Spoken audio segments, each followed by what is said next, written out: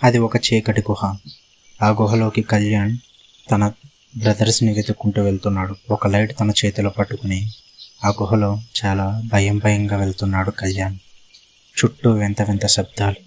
తన వెళ్తున్న దారిలో అక్కడక్కడ 2-3 చిన్న చిన్న పాములు కూడా కనిపించాయి. వాటిని చూసి భయపడినా కానీ కళ్యాణ్ వాళ్ళ అన్నయ్యల కోసం వెతకడం మాత్రం మానలేదు. అలా వెళ్తుండగా ఒక్కసారిగా ఒక కొండ చిలువ కళ్యాణ్ ముందుకు వస్తుంది. అది చూసిన కళ్యాణ్ భయంతో ఎటు కదలలేకపోతాడు. తన దగ్గర ఉన్న లైట్తో దాన్ని భయపెట్టడానికి చూస్తాడు కానీ అది భయపడదు. వెంటనే ఆ కొండ చిలువ దాని తోకతో కళ్యాణ్ని చుట్టేస్తుంది.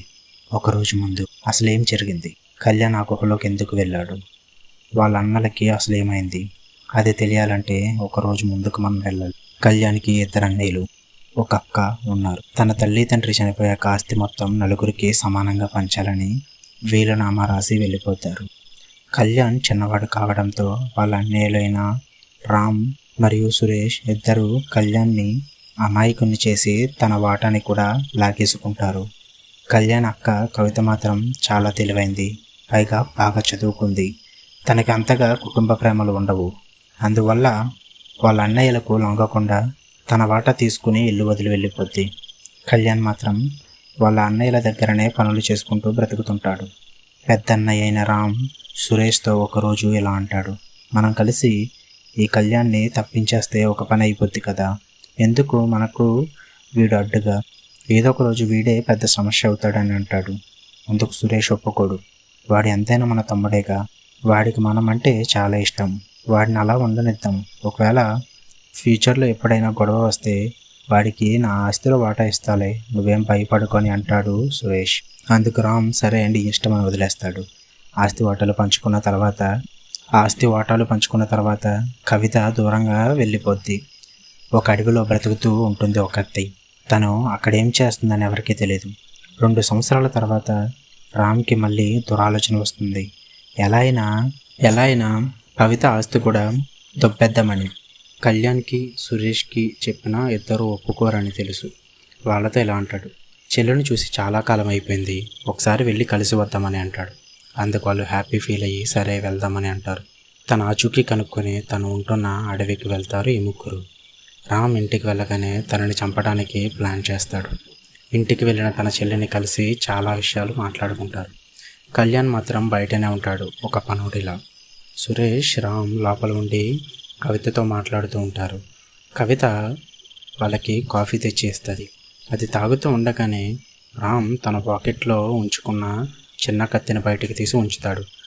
ఆ కవితని మాటల్లో పెట్టి తన దగ్గరగా ఉన్న టైంకి వెంటనే ఆ కత్తి తీసి తనని పీక మీద నరకపోతాడు. అదే టైంకి సురేష్ రామ్ భుజం మీద చెయ్యి వేసి అన్నయ్య అంటూ కళ్ళు తిరిగి పడిపోతాడు.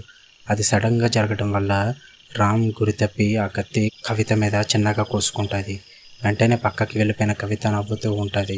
అదే టైంకి రామ్కి కూడా కళ్ళు తిరుగుతూ ఉంటాయి. కవిత ఎలా అంటుంది, నువ్వు 2 సంవత్సరాల తర్వాత నా దగ్గరికి వచ్చినప్పుడే తెలుసు అన్నయ్య, ఇలాంటిది ఏదో జరుగుద్దని, అందుకే మీకు ఇచ్చిన కాఫీలో మొత్తమంది కలిపానని అంటుంది. ఈలోపు రామ్ స్పృహ కోల్పోతాడు. కవిత అసలు అడవిలో చేసే పని ఏంటంటే తన ఇంటి పక్కనే ఉన్న గుహలో తన కొన్ని పాములను పెంచుతూ ఉంటుంది. తన పాముల మీద చాలా ప్రయోగాలు చేస్తూ ఉంటుంది. తన కోరిక ఏమిటంటే మనుషులను పాములుగా మార్చాలి అని. తను చదివిన చదువు కూడా పాముల కోసమే. ఎక్కువ నాలెడ్జ్ గెయిన్ చేసింది.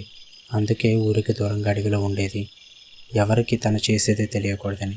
ఈ 2 సంవత్సరాలుగా ఎందరో మనుషులను తన ప్రయోగశాలలో బలి చేసింది. మనుషులను పాములుగా మార్చడానికి ఎన్నో ప్రయత్నాలు చేసింది కానీ పని అవ్వలేదు. ప్రస్తుతానికి ఈ ప్రయోగం వాళ్ళ అన్నయ్యల మీద కూడా చేద్దామని నిర్ణయించుకొని స్పృహ కోల్పోయిన ఇద్దరిని ఆ గుహలోకి తీసుకెళ్లి బంధించి ఉంచుద్ది. బయటనే ఉన్న కళ్యాణ్ దగ్గరికి వచ్చి మీ అన్నలు ఇద్దరు వెళ్ళిపోయారు అని అంటుంది. వెంటనే కళ్యాణ్ అదేంటి, నేను బయటనేగా ఉన్నా, అలా ఎలా వెళ్ళిపోతారు నన్ను వదిలేసి అని అడుగుతాడు.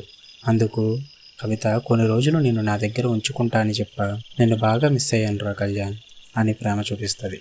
అది విని కళ్యాణ్ నిజమనుకుని అలాగే అక్క అని సంతోషంగా ఇంట్లోకి వెళ్ళిపోతాడు. కానీ కవిత అసలు ఉద్దేశం వాళ్ళ అన్నల మీద ప్రయోగం సక్సెస్ అవ్వకపోతే తమ్ముడి మీద చేద్దామని. 2 రోజుల తర్వాత కళ్యాణ్కి అక్కడ పరిసరాలు వాళ్ళ అక్క బిహేవియర్ చూసి చాలా అనుమానం వస్తుంది. ఒకరోజు బయటికి వెళ్తా అని చెప్పి దగ్గరలో ఉన్న ఊరికి వెళ్ళి వాళ్ళ అక్క కోసం కనుక్కుంటాడు. ఒక్కరు కూడా మంచిగా చెప్పారు. వెంటనే అనుమానం వచ్చి వాళ్ళ అన్నయ్యలకు కాల్ చేస్తాడు, కానీ ఎవరు లిఫ్ట్ చేయరు. వెంటనే వాళ్ళ పనివారికి కాల్ చేసి అన్నయ్యలు వచ్చారని అడుగుతాడు. వెంటనే వాళ్ళు లేదయ్య గారు, మీతోనేగా ఉండాలి, ముగ్గురు కలిపేగా వెళ్ళారని అంటారు. అది విని కళ్యాణ్ ఒక్కసారిగా షాక్ అయ్యి భయం పెరుగుద్ది. వెంటనే ఫోన్ పెట్టేసి మళ్ళీ అడవిలోకి అక్క దగ్గరికి వెళ్తాడు. అక్క బిజీగా ఉన్న టైం చూసుకొని ఇల్లు మొత్తం గాలిస్తాడు వాళ్ళ అన్నయ్యల కోసం. ఇంట్లో ఎక్కడా వెతికినా దొరకరు. ఇంటికి వెనక చూస్తే ఆ గుహ కనిపిస్తుంది. కళ్యాణ్ ఆ గుహలోకి వెళ్ళటం ఆ పాముకి చిక్కుకుపోవడం జరుగుద్ది.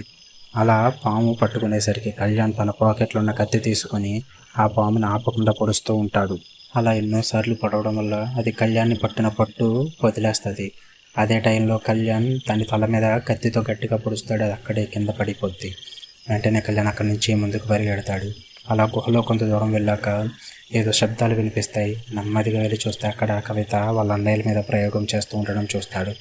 వాళ్ళ అన్నయ్యని చూసిన కళ్యాణ్ ఒక్కసారిగా షాకులో ఉండిపోతాడు.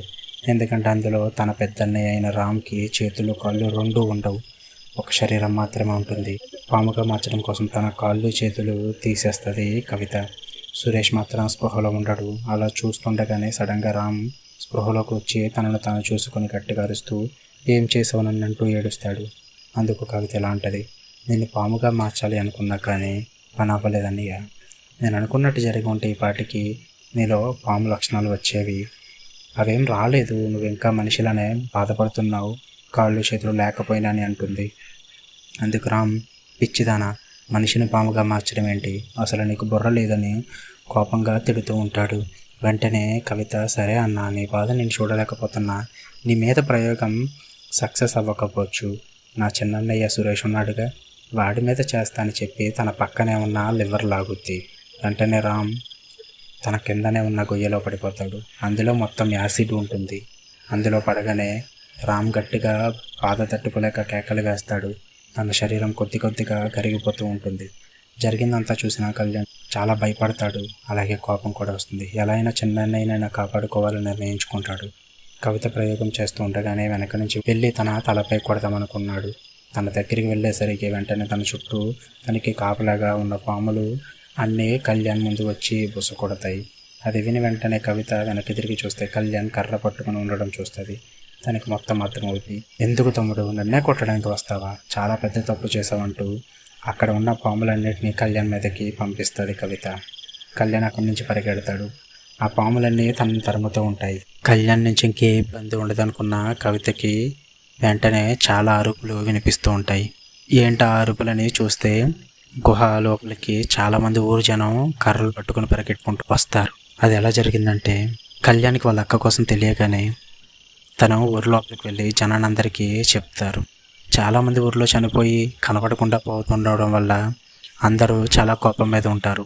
అలా జరగడానికి కారణం కవిత అని తెలియడం ద్వారా అందరూ కోపంగా పరిగెత్తుకుంటూ వస్తారు. కళ్యాణ్ పాము నుంచి తప్పించుకొని తిరిగి వచ్చేసరికి జనం మొత్తం వాళ్ళ అక్క అయిన కవితని కర్రలతో కొట్టి ఒక పామును చంపినట్టు కొట్టి చంపేస్తారు. చివరికి కళ్యాణ్ మరియు సురేష్ వాళ్ళిద్దరూ కలిపి తన ఆస్తిలో వాళ్ళ ఆస్తిలో సగ భాగాలని కనపడకుండా పోయిన వారికి రాసి ఇచ్చేస్తారు.